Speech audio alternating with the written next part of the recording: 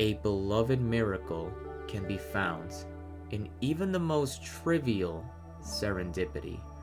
And in this case, a few dollars and a whim made all the difference in discovering one of my favorite stories ever told, A Space for the Unbound.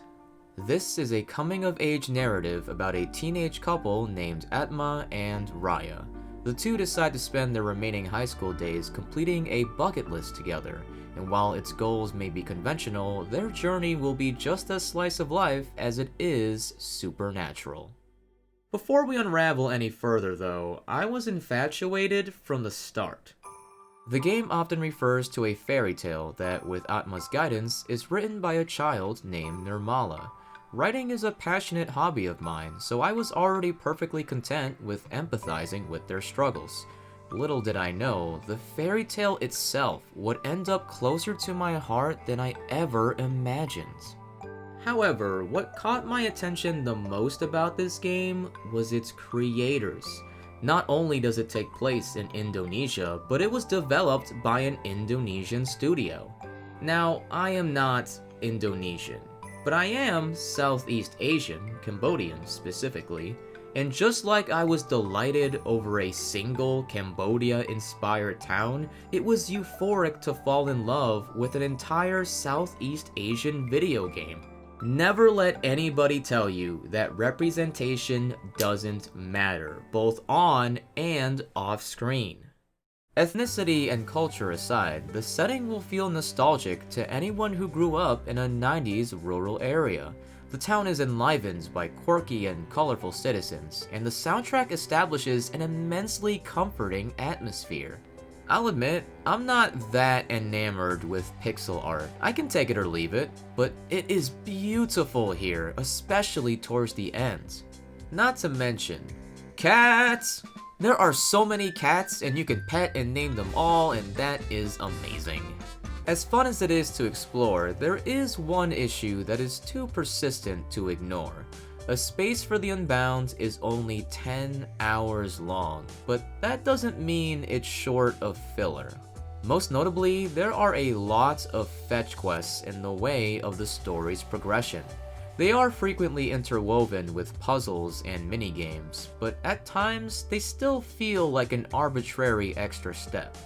When you have a game that's really short, any padding will stick out like a sore thumb. Granted, I have this gripe with countless games, and this is nowhere near the top of my list. To be honest, I was more bothered by the optional items on the bucket list. A few of its objectives are missable and are mainly present in the first half of the game. I wish I knew this earlier because by not completing them, I missed out on an additional ending cutscene. It's not a big deal, I just watched it on YouTube instead, but it's a shame because the story is exceptional. I wouldn't want anyone to miss out on any of it. Its twists are clever and impactful, its storytelling is deceptively unique, and the last 2 hours are absolutely incredible. I will never forget them for the rest of my life. It was the most I've ever cried from a video game outside of Xenoblade 3. Keep in mind, I've been a Xenoblade fan for over a decade, so for a game I bought on a whim to come even close, that should say a lot. And that serendipity was a result of A Space for the Unbound's most wonderful magic, its enthralling portrayal of depression and anxiety. It is as raw as it is subtle, both by means of the supernatural and in spite of it. It never feels like it's preaching, nor does it dance around its heavy themes. It simply feels real. Raya in particular has become an all-time favorite character. I grew attached to her in the most sincere human way, not just for all the good times we shared, but for all the mistakes she couldn't help but make. She played no small part in this being the best video game narrative about depression and anxiety I've ever experienced. Though allow me to reiterate, this story is not a constant downer. In fact, most of the game is pretty lively. The melancholy comes from the truth behind it, and sometimes that can be as simple as knowing it has to come to an end.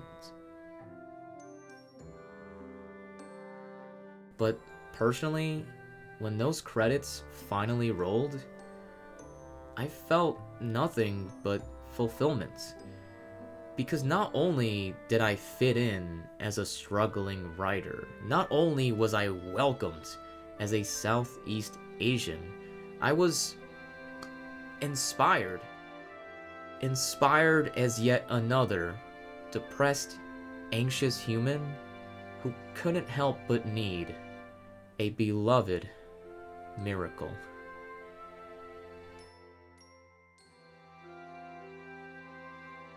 Thanks for watching this video, and thank you Mojiken Studio for developing this special game.